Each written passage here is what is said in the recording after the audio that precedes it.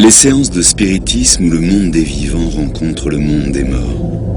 Les séances de spiritisme sont souvent encore vues comme les éléments d'un cauchemar. Pourtant, des millions de gens sont venus pour parler avec les morts. Ils rentrent en contact avec ceux qu'ils aiment pour se persuader qu'il y a une vie après la mort et pour s'apercevoir du pouvoir du spiritisme. Les esprits des morts viennent dans les séances à travers les médiums qui, comme des radios, reçoivent des messages invisibles. Ces médiums mentaux entendent les paroles des morts dans leur tête. Les médiums physiques les ressentent à travers leur corps. Des choses imprévisibles peuvent se produire pendant une séance. Des brises glaciales, aux voix désincarnées, et même, le plus terrifiant de tout, un revenant.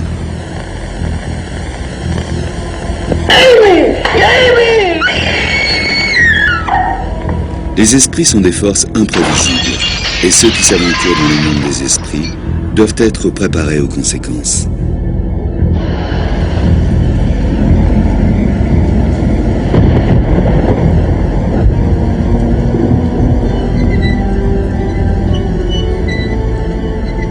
Le pub George, dans le Lancashire, au nord de l'Angleterre, ne semblait pas différent des autres pubs quand Tom Harrison et sa femme Anne sont arrivés en tant que nouveaux propriétaires.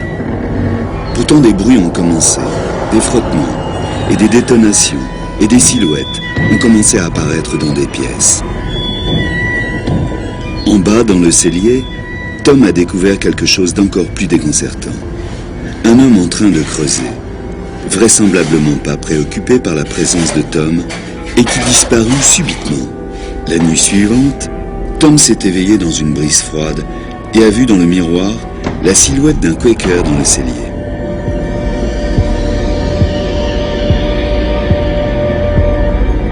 Soudain, il parla. « Ne m'ignore pas, je suis Robert Clay. »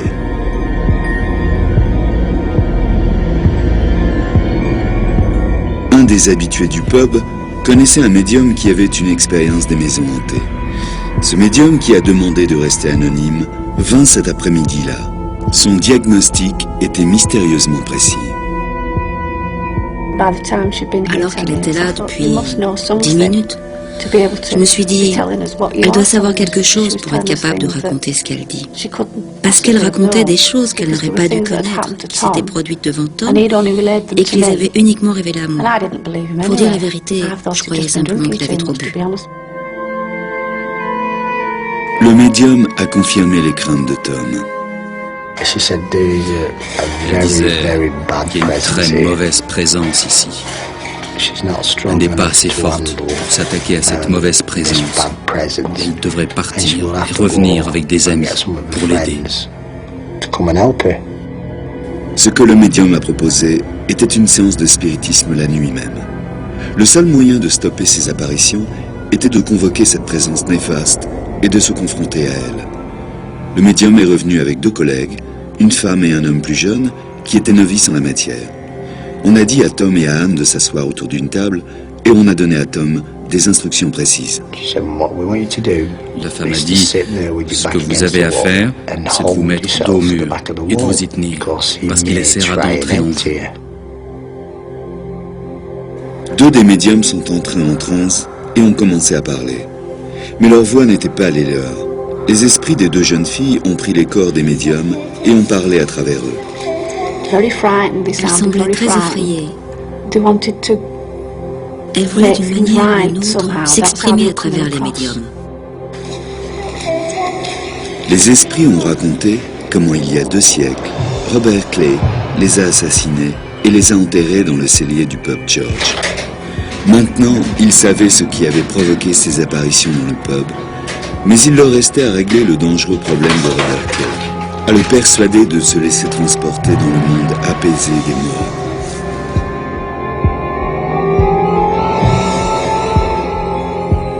Soudain, le jeune novice commença à trembler. L'esprit malin de Robert Kay avait pris possession de son corps. Le groupe s'unifia pour résister au cauchemar de tout médium. Heureusement, toutes les séances ne sont pas comme celle du Pub George. La plupart sont des événements quotidiens vécus par des millions de gens dans le monde.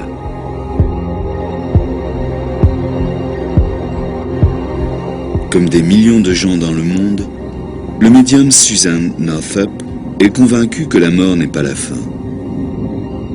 Je crois que c'est tout simple. Lorsqu'on meurt, nous sommes plus qu'un simple corps. Ça s'appelle la conscience ou l'âme, c'est la même chose. Nous existons à travers un corps. Mais quand nous quittons ce corps, cette conscience demeure, notre âme vit. Quand nous mourons physiquement, notre âme se libère et circule. Linda Williamson, un médium anglais, n'a pas de doute sur le fait que l'essence même de la personnalité demeure après la mort. Lorsque nous mourons, nous quittons simplement notre enveloppe physique, comme si nous quittions un vieux manteau, et nous accédons à une autre dimension de la vie. Donc, les personnes qui meurent sont en fait les mêmes personnes. La personnalité reste la même. Mais ces personnalités existent dans une autre dimension qui n'est pas accessible pour la plupart d'entre nous dans la vie de tous les jours. Un moyen de franchir cette barrière est de pratiquer une séance de spiritisme. C'est un ensemble de personnes qui parlent avec les morts. Chaque séance requiert un médium, une personne qui relie les acteurs de la séance au monde des esprits. À la base, un médium est une personne qui agit comme un canal entre ce niveau de vie et le suivant. Le médium essaiera d'adapter sa pensée à l'autre niveau de vie, de joindre et de communiquer avec ceux qui viennent juste de quitter ce monde et sont partis dans l'autre monde. Toute l'idée consiste à rendre évident le fait que la vie continue après la mort et à réconforter ceux qui sont en deuil. Les médiums ont la capacité particulière de pouvoir parler avec le monde des esprits, allant d'un monde à l'autre, à leur guise. Les gens me demandent si j'entends ou si je vois les esprits tout le temps. En fait, non. La communication a lieu lorsque je le souhaite. Pour certains médiums, la communication est complètement séparée de la conscience normale. D'habitude, je deviens celui que j'appelle dans un état quelque peu altéré, bien que j'ai appris la technique. Je suis dehors et dedans tout le temps. Une fois la séance terminée, je ne me souviens plus de rien. Je devrais me rappeler des éléments, des noms, des personnes ou quelque chose, mais pourtant, je n'ai aucun souvenir des informations que j'ai pu révéler et donner durant ce temps. Soit c'est la peine qui amène les gens aux séances. Ils veulent désespérément entrer en contact avec les gens qu'ils aiment et qui sont morts. Soit les personnes sont attirées par la curiosité. Ils veulent avoir une preuve de ce qui se passe quand la vie sur cette terre est finie. Je pense que cela a un sens d'essayer de découvrir ce qui se passe dans l'au-delà. S'il y a une autre vie, de quelle sorte de vie s'agit-il? Il y a déjà de nombreuses preuves de vie après la mort pour ceux qui veulent bien se pencher sur le sujet. La preuve, pour la plupart des gens, vient pendant les séances de spiritisme. Et ils n'ont pas besoin d'une séance effrayante en pleine nuit, avec une pièce obscure et des bruits fantomatiques. Une séance peut être tenue n'importe où et n'importe quand. Lorsque les gens viennent pour une séance, ils ont tout un tas d'idées étranges. Ils pensent que la pièce va être très sombre, qu'ils vont voir des esprits flotter autour d'eux. Il y a de nombreuses craintes. En fait, il n'y a pas de crainte à avoir si vous allez à une séance dont la pièce est normalement éclairée par la lumière. Le médium ne fera uniquement que s'asseoir et parler avec vous. Il n'est pas nécessaire de tenir les séances près de l'endroit où vivait la personne morte. L'unique exception est quand la séance, comme celle du Pub George, se tient pour joindre un esprit malveillant caché dans un endroit particulier.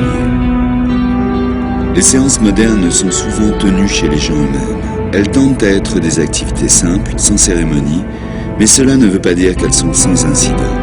Tom Harrison participa avec sa mère Minnie aux séances parmi les plus mémorables de ce siècle. Une séance de spiritisme est aussi naturelle que de s'asseoir autour d'un feu et discuter. Et tous les visiteurs que nous avons disent la même chose. Au début, ils font Ça va être un peu effrayant, on va avoir peur.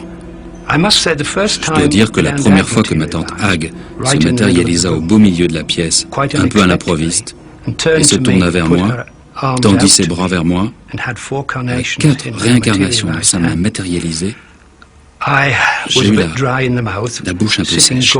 J'étais surpris, non pas effrayé, mais juste fasciné. Ils vous font pas peur, car vous avez cette atmosphère de tendresse et d'amour partout dans la pièce.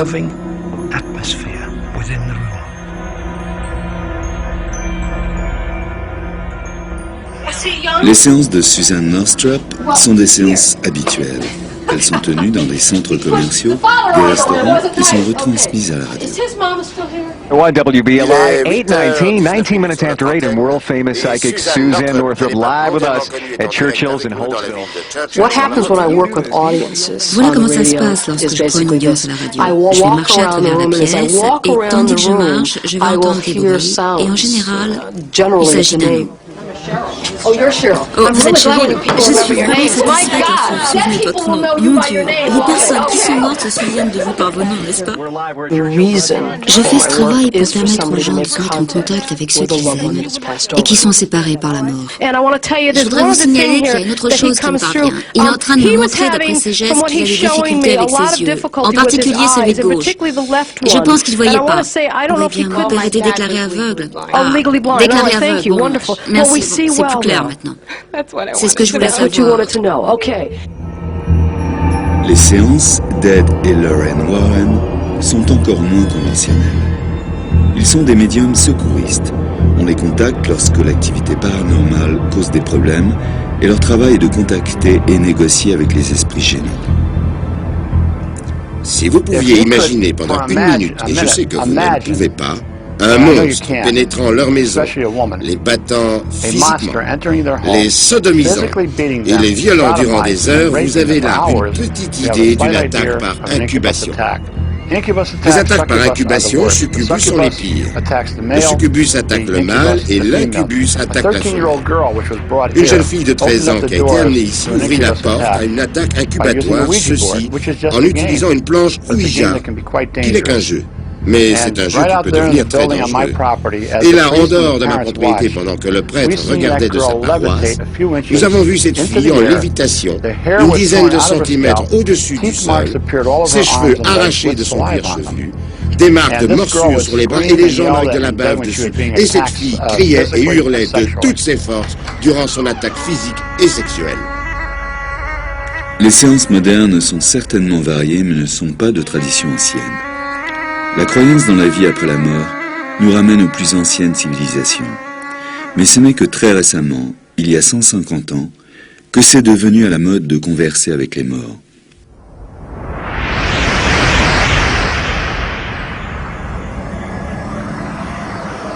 Dans l'histoire de l'Ouest, les fantômes nous ont confirmé qu'une part au moins de l'esprit humain survit après la mort.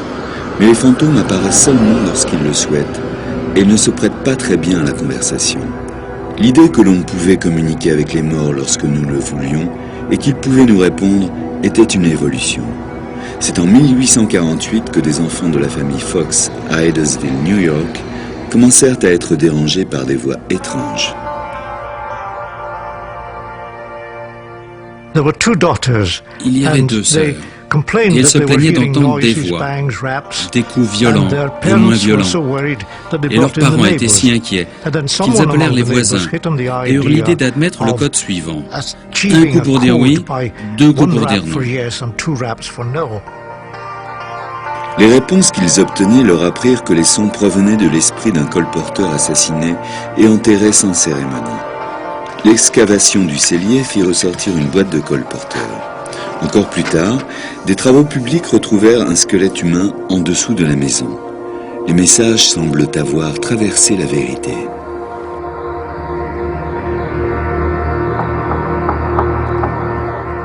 Durant leur adolescence, les filles tenaient des séances régulières et les conversations passèrent du colporteur à d'autres esprits.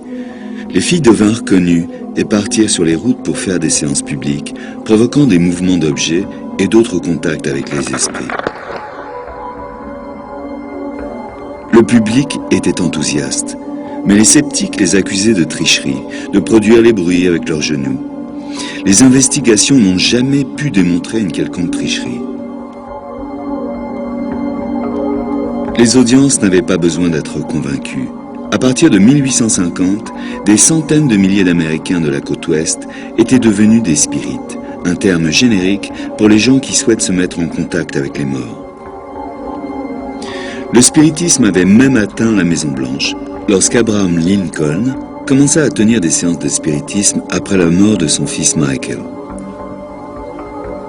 En 1862, Lincoln était assis à côté de Nettie Colburn pendant qu'ils essayaient d'entrer en contact avec son fils. Dans une transe profonde, elle délivra une lecture mauvaise de l'esclavage. Lincoln avait déjà annoncé son intention d'abolir l'esclavage, mais quelques semaines après la séance, il avait écrit la déclaration finale de l'émancipation. De l'autre côté de l'Atlantique, les séances étaient très développées. La reine Victoria se peinait de l'absence de son mari Albert, lorsqu'elle entendit parler d'un jeune garçon médium de 13 ans qui recevait des messages lui étant adressés. On demanda alors au garçon, Robert James Lee, de se rendre chez la reine pour une séance, et Victoria put se réunir à nouveau avec l'esprit d'Albert. Durant son séjour à Balmoral, la demeure écossaise de Victoria, Lee découvrit que John Brown, un employé de la propriété, avait le don de médium. Brown prit donc la place de Lee dans les séances régulières royales. Ces longues séances continuèrent durant des années. Supposons que Brown n'était pas confiné qu'à contacter les morts.